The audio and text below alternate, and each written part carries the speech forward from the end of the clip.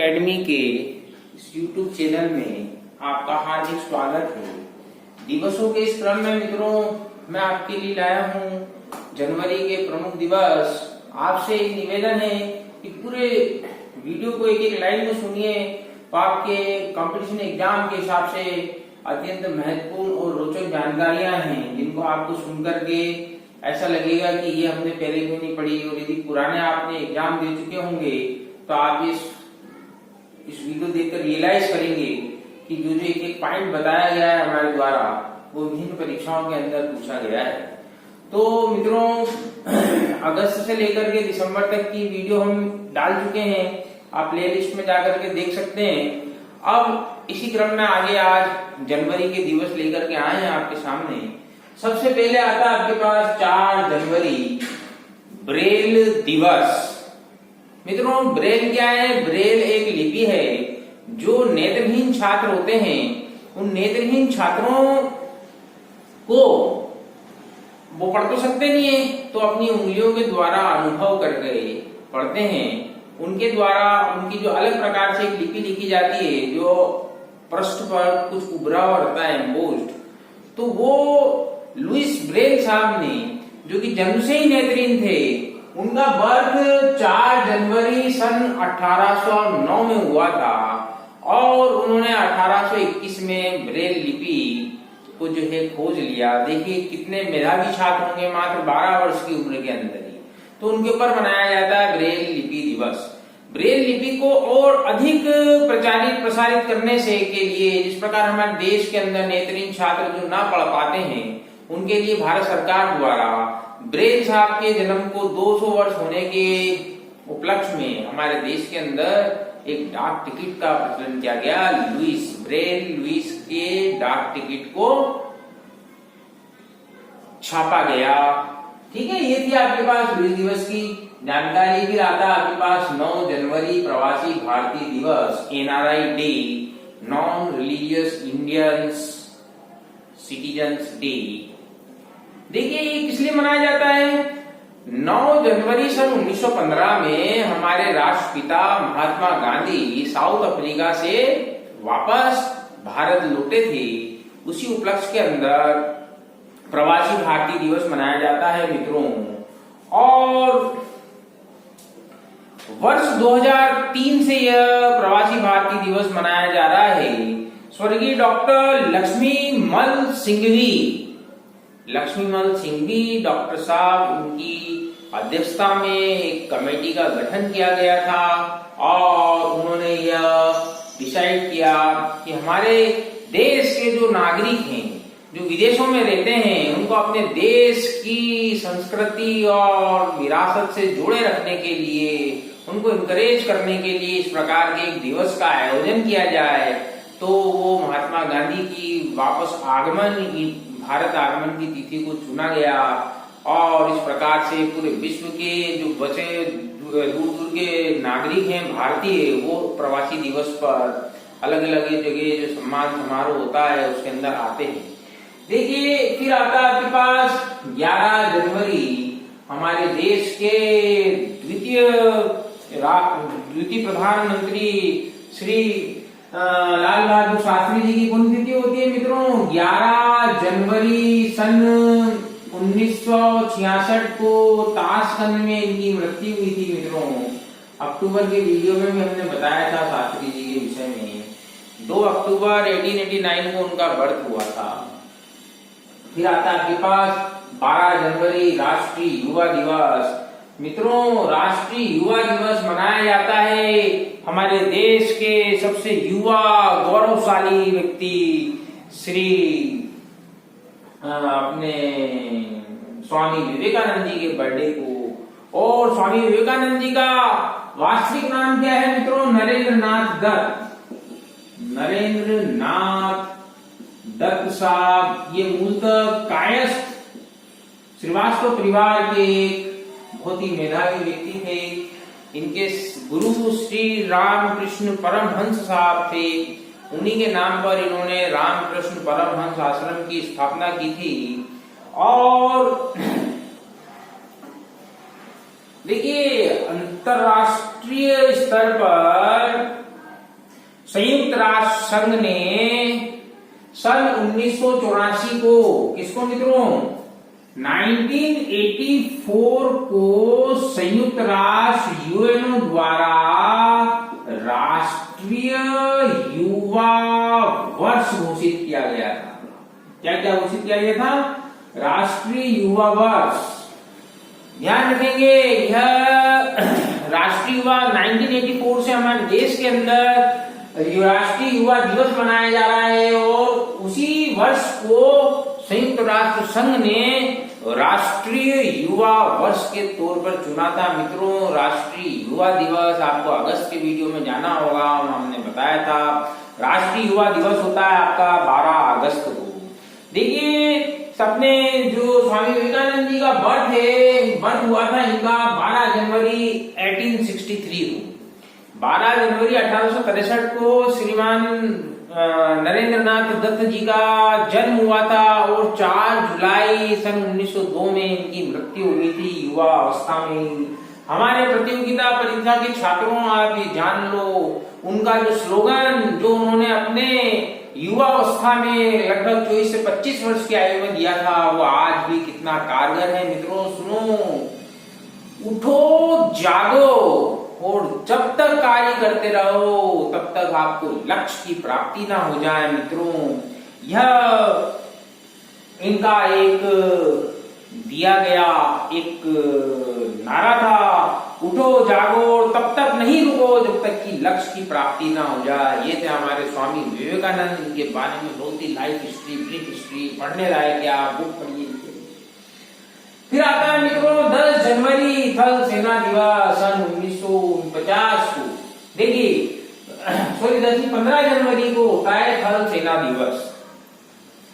15 जनवरी 1949 को हमारे देश, जब देश आजाद नहीं हुआ था, उसके पहले हम ब्रिटिश के औपनिवेशिक राज थे मित्रों, तो जनरल फ्रांसिस बूचर हमारे देश की आर्मी के प्रमुख थे। जनरल फ्रांसिस बूचर, उन जनरल फ्रांसिस बूचर से हमारे देश के प्रथम जनरल के.एन. करियप्पा, क्या नाम है, के.एन. करियप्पा साहब, जो बाद में फील्ड मार्शल भी हुए थे, मेजर जनरल थे, उन्होंने बूचर साहब से चार्ज लिया और प्रथम भारतीय जो सेना के शीर्ष पद पर आसीन हुआ 15 जनवरी सन 1949, उस उपलक्ष्य में मनाया जाता है मित्रों थल सेना दिवस।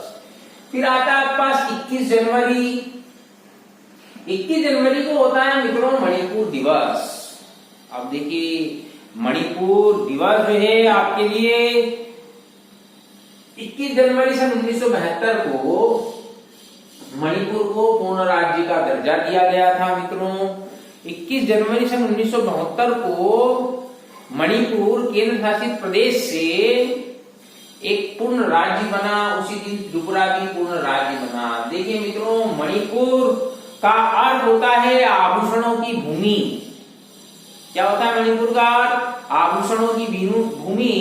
ये आपके पास यदि इसका समास विग्रह आएगा तो आपको कौन सा समास आएगा, ये हमें कमेंट करके बताएं, फिर हम आपको बताएंगे। तो त्रिपुरा 3 तरफ से आपके पास बांग्लादेश से घिरा हुआ है मित्रों, इसलिए उसका नाम भी त्रिपुरा है। त्रिपुरा ययाति वंश के 39वें राजा त्रिपुर के नाम पर इसका नाम रखा गया है त्रिपुरा। मित्रों, ययाति वंश से जब बात आती है तो 3 किताबें, ययाति, हयवदन, यह बुक साहित्य, महान साहित्यकार, ज्ञानपीठ पुरस्कार सम्मानित गिरीश कर्नाड द्वारा लिखी है, ययाति और हयवदन। ठीक है मित्रों। फिर आप देखिए, मणिपुर मतलब आभूषणों की भूमि। देखिए 10 जनवरी छूटियां मित्रों, इट्स वेरी इंपोर्टेंट। 10 जनवरी होता है आपके पास विश्व हिंदी दिवस। इसके बारे में आपको जानकारी होना अत्यंत आवश्यक है। अपने हिंदी को अंतरराष्ट्रीय रूप प्रदान करने के लिए, हिंदी को अंतरराष्ट्रीय भाषा प्रदान करने के लिए अंतरराष्ट्रीय हिंदी दिवस या विश्व हिंदी दिवस के रूप में मनाया जाता है मित्रों।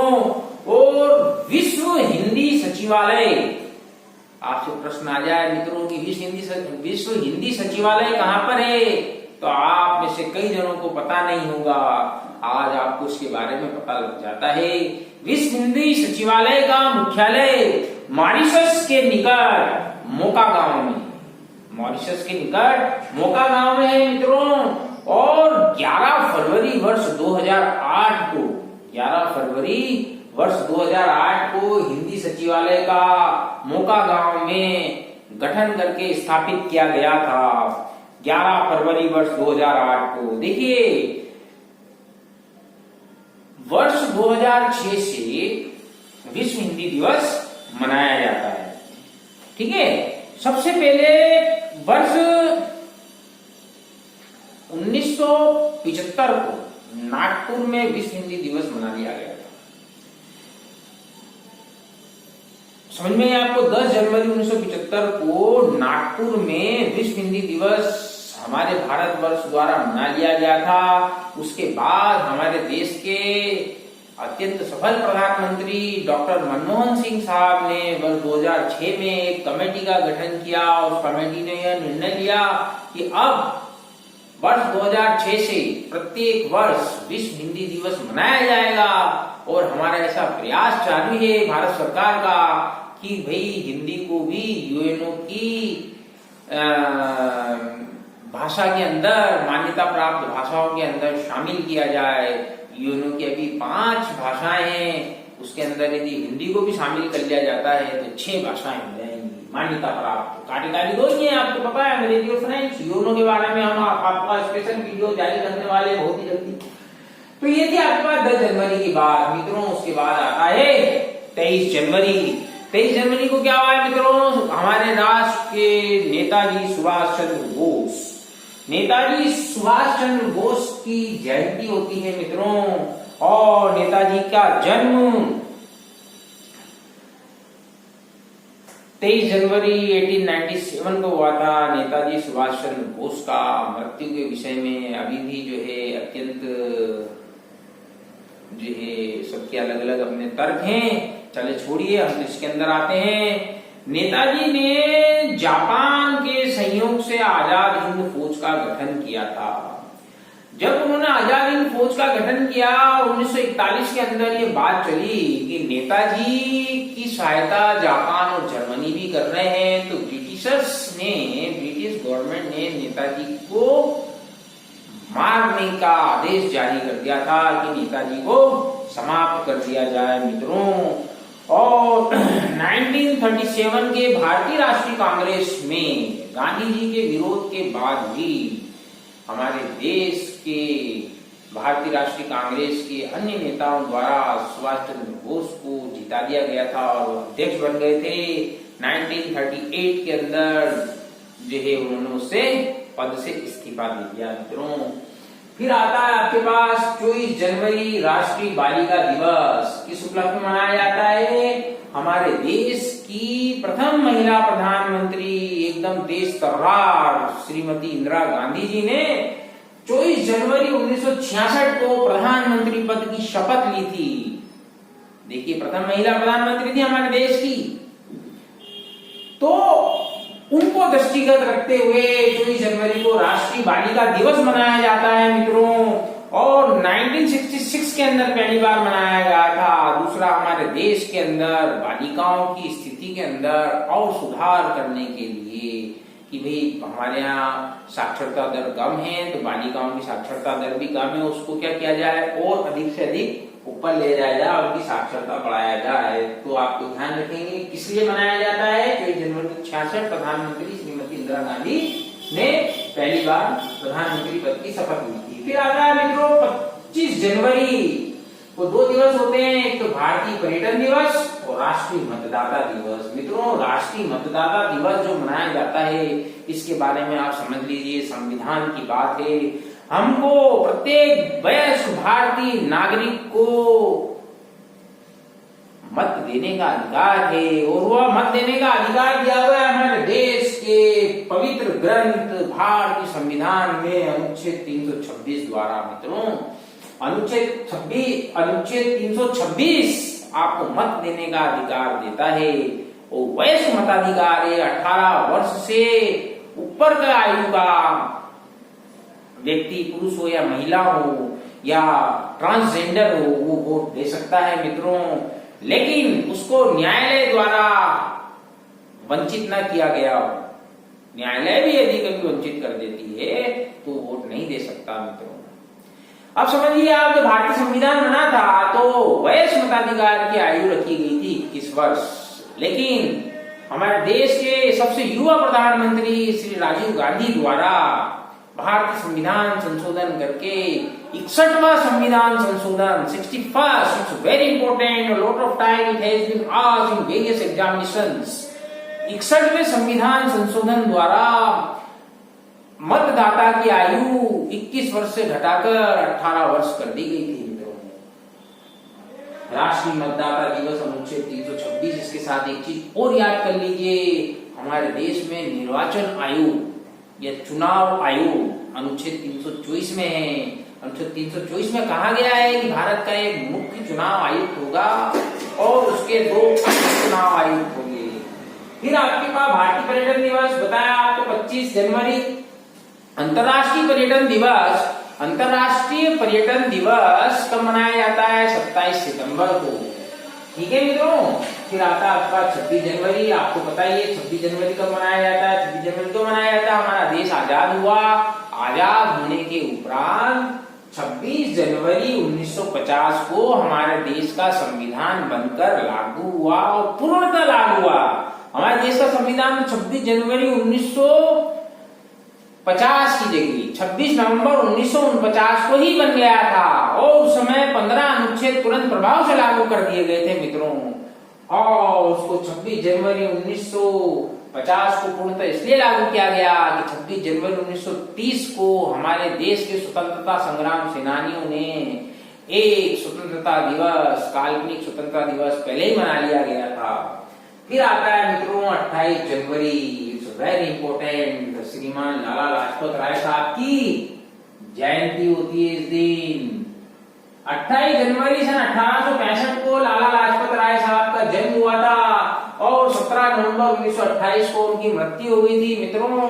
मृत्यु क्यों हुई थी इसके बारे में जान लीजिए। साइमन वापस जाओ, साइमन कमीशन जब भारत में आया तो उसका विरोध प्रदर्शन पूरे भारतवर्ष में चल रहा था।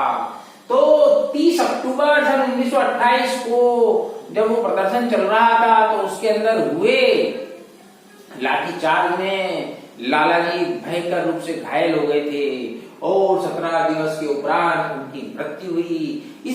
इस दौरान उन्होंने एक बात कही थी कि मेरे शरीर पर पड़ी लाठी की एक एक चोट अंग्रेजी ताबूत में एक एक कील साबित हुई। ये कई बार परीक्षाओं के अंदर पूछा गया है मित्रों। नेताजी सुभाष चंद्र बोस, ठीक है, ये आजाद सॉरी आपके कौन थे अपने लाला लाजपत राय, बताने में आपके सामने इनका नाम आ गया। लाला जी ने एक बहुत बड़े राष्ट्रवादी नेता थे और उन्होंने इनको उपाधि दी गई थी पंजाब केसरी या पंजाब का शेर।